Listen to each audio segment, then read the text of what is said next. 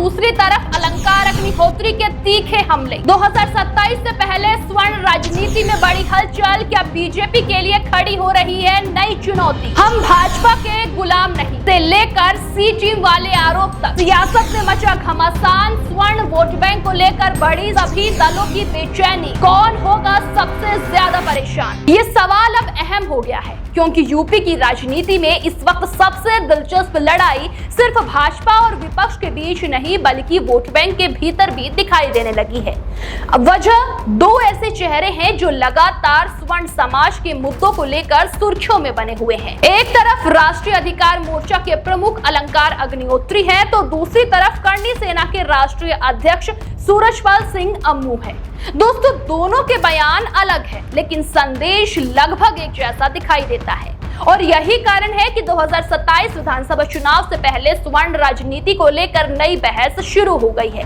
सवाल उठ रहा है कि आखिर उत्तर प्रदेश में स्वर्ण वोट पहली बार इतने बड़े लेवल पर अलग राजनीतिक पहचान की तलाश में है, और क्या इसका असर भाजपा, समाजवादी पार्टी और बहुजन समाज पार्टी तीनों पर पड़ सकता है? चलिए जानते हैं इस वीडियो में विस्तार से। नमस्कार, मैं हूं आपके साथ बबली। दरअसल करणी सेना की राष्ट्रीय अध्यक्ष सूरजपाल सिंह अम्मू ने हाल ही में बड़ा बयान देते हुए कहा है कि हम भाजपा के गुलाम नहीं हैं। इसके साथ ही उन्होंने 2027 में 50 सीटों पर चुनाव लड़ने की तैयारी का भी ऐलान कर दिया है।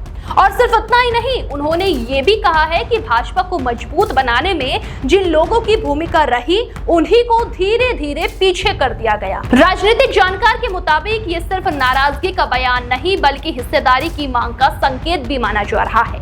दोस्तों, खास बात यह है कि अम्मू ने भाजपा संगठन को लेकर सवाल उठाए, लेकिन मुख्यमंत्री योगी आदित्यनाथ की खुलकर तारीफ भी की।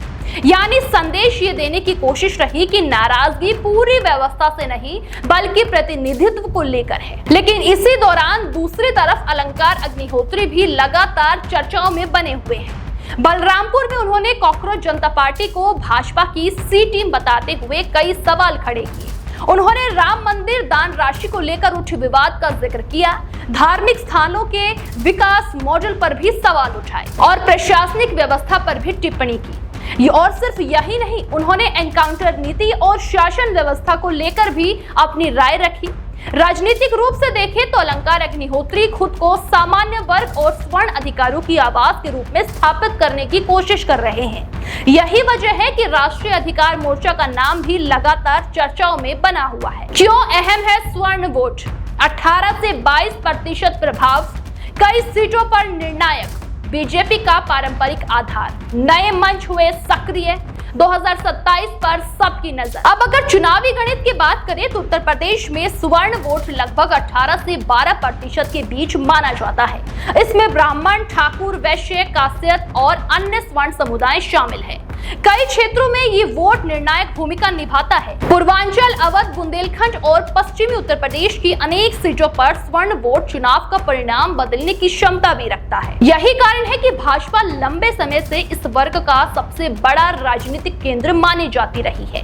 लेकिन अब जब करणी सेना और राष्ट्रीय अधिकार मोर्चा जैसे मंच लगातार एक्टिव हो रहे हैं, तो बाकी दल भी सतर्क दिखाई दे रहे हैं। दोस्तों, यही वजह है कि समाजवादी पार्टी और बहुजन समाज पार्टी की रणनीति भी अहम हो जाती है। अखिलेश यादव लगातार ब्राह्मण और स्वर्ण वर्ग तक पहुंच बनाने की कोशिश कर रहे हैं, तो दूसरी तरफ बहुजन समाज पार्टी भी अपने पुराने सामाजिक समीकरणों को फिर से मजबूत करने में लगी हुई है। यानी स्वर्ण वोट से लेकर सिर्फ भाजपा ही नहीं, बल्कि सभी प्रमुख दल एक्टिव नजर आ रहे हैं। यही वजह है कि करणी सेना और राष्ट्रीय अधिकार मोर्चा के बयानों को सिर्फ संगठनात्मक गतिविधि नहीं, बल्कि बड़े राजनीतिक संकेत के तौर पर देखा जा रहा है। अलंकार बनाम अम्मू, दो मंच एक संदेश, स्वर्ण प्रतिनिधित्व की मांग, 2027 की तैयारी तेज, सियासत में नई बहस। बड़ी दिलचस्प बात यह है कि एक तरफ करणी सेना चुनाव लड़ने की बात कर रही है, तो दूसरी तरफ राष्ट्रीय अधिकार मोर्चा भी तेजी से संगठन विस्तार में जुटा हुआ है। दोस्तों, दोनों मंच अलग अलग शैली में काम कर रहे हैं, लेकिन दोनों की राजनीति का केंद्र स्वर्ण और सामान्य वर्ग के मुद्दे दिखाई दे रहे हैं। यही कारण है कि राजनीतिक गलियारों में ये चर्चा तेज हो गई है कि अगर यह संगठन चुनावी मैदान में एक्टिव नजर आता है, तो कई सीटों पर मुकाबले की दिशा बदल सकती है।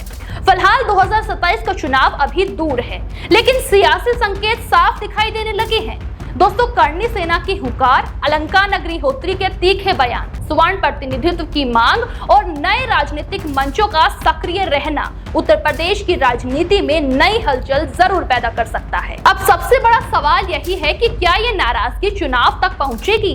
क्या भाजपा अपने पारंपरिक वोट बैंक को पूरी तरह से एकजुट करने में एक्टिव रह पाएगी? क्या अखिलेश यादव और मायावती इस मौके का फायदा उठाने की कोशिश करेंगे? और क्या स्वर्ण राजनीति 2027 के चुनाव में सबसे बड़ा गेम चेंजर साबित होंगी?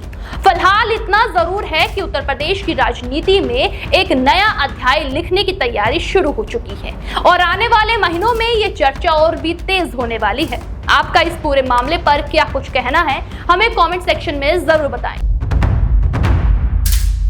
देश दुनिया की हर बड़ी, सटीक और भरोसेमंद खबर देखने के लिए अभी विजिट करें हमारे वेबसाइट nowuttarpradesh.com और nownoida.com पर, क्योंकि यहाँ आपको सिर्फ सुर्खियां नहीं बल्कि पूरी जानकारी मिलेगी।